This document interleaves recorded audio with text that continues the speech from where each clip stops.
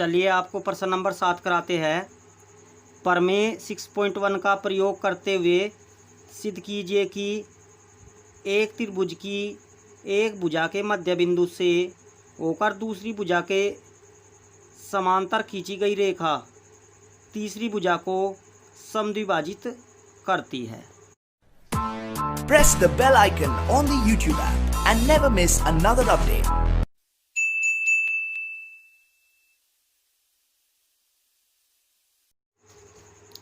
सबसे पहले हम आपको चित्र के माध्यम से समझाते हैं हमें क्या सिद्ध करना है।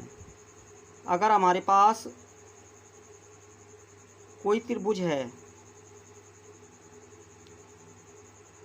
ये त्रिभुज हो गया हमारे पास, इस त्रिभुज का नाम है ए बी और सी। ये भी सी त्रिभुज है हमारे पास, और एक भुजा के मध्य बिंदु, ये जो यहाँ पर बिंदु डी है, ये ए बी का मध्य बिंदु है। इस ए बी का अर्थात ये मध्य बिंदु डी इसे आधा आधा कर देगा। ए डी और डी बी दोनों आपस में बराबर होंगे। और दूसरी भुजा है हमारे पास बी सी। डी से अगर बी सी के समांतर रेखा खींची जाए, ये हमें ज्ञात है कि जो डी से रेखा खींची गई है डी ई, वह बी सी के समांतर है। तो ये जो बी सी के समांतर रेखा खींची गई है मध्य बिंदु डी से, तो ये तीसरी भुजा के भी मध्य बिंदु पर मिलेगी। ये ई ए सी का मध्य बिंदु होगा। ये हमें सिद्ध करना है, अर्थात हमें सिद्ध करना है कि ए ई और ई सी बराबर है, यानी ई मध्य बिंदु है। तो इसके लिए हम क्या करते हैं, सबसे पहले ज्ञात है में हमें क्या करना होगा,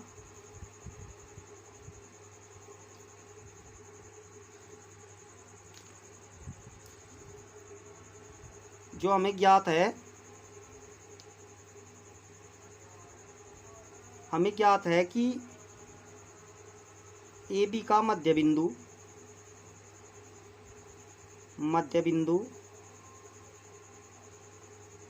क्या है, ए बी का मध्य बिंदु डी है। ए बी का जो मध्य बिंदु है वो डी है, ये हमें ज्ञात है। अर्थात जब ये डी मध्य बिंदु है, ए डी और डी बी बराबर है। ए डी बराबर डी बी, ये दोनों आधी आधी हो गई, आधी दर आधी दर। तथा एक और हमें ज्ञात है कि जो डी ई है, डी ई वो किसके समांतर है, डी ई समांतर है बी सी के। एक ये हमें ज्ञात है, डी ई जो है वो बी सी के समांतर है।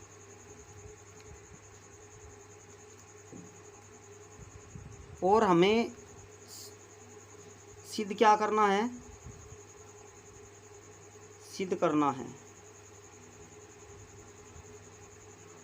हमें सिद्ध करना है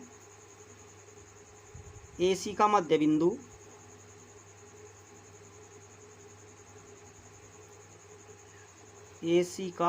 बिंदु क्या है, ई है। अर्थात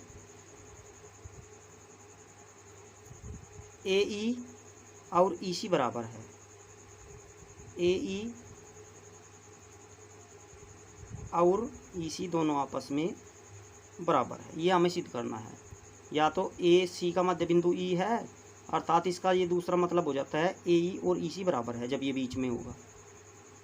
तो शुरू करते हैं आगे से उत्पत्ति से। उत्पत्ति में हमें क्या करना है, इसमें उत्पत्ति करने के लिए यहाँ पर उत्पत्ति हेडिंग लिखते हैं। तो इसमें त्रिभुज ए बी सी में, जो हमारे पास त्रिभुज ए बी सी है, त्रिभुज ए बी सी में जो डी ई समांतर है, किसके समांतर है, डी ई बी सी के समांतर है। और हमें प्रमेय 6.1 पढ़ी है अगर ये समांतर रेखा है तो समानुपात में विभाजित करेगी, अर्थात A D upon D B equal होगा A E upon E C. A D upon D B equal होगा ए ई अपॉन ई सी। ये हमें प्रमेय 6.1 से पढ़ा है। अब हमें क्या करना है, परंतु ए डी बराबर है डी बी के, ये हमें ज्ञात है। ए डी बराबर डी बी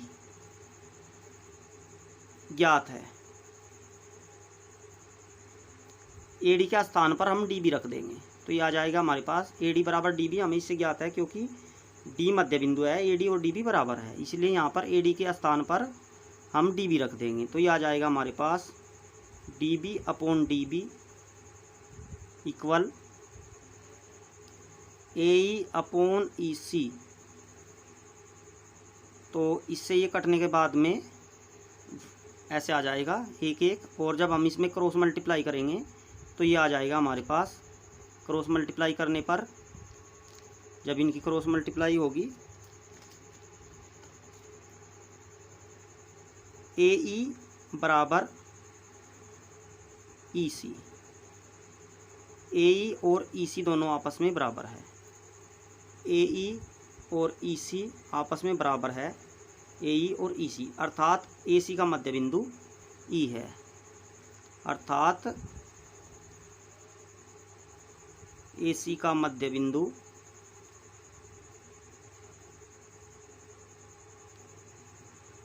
ई है। और हमें यही सिद्ध करना था, क्या सिद्ध करना था कि ए सी का मध्य बिंदु ई है, अर्थात ए ई बराबर है ई सी के। तो इति सिद्धम।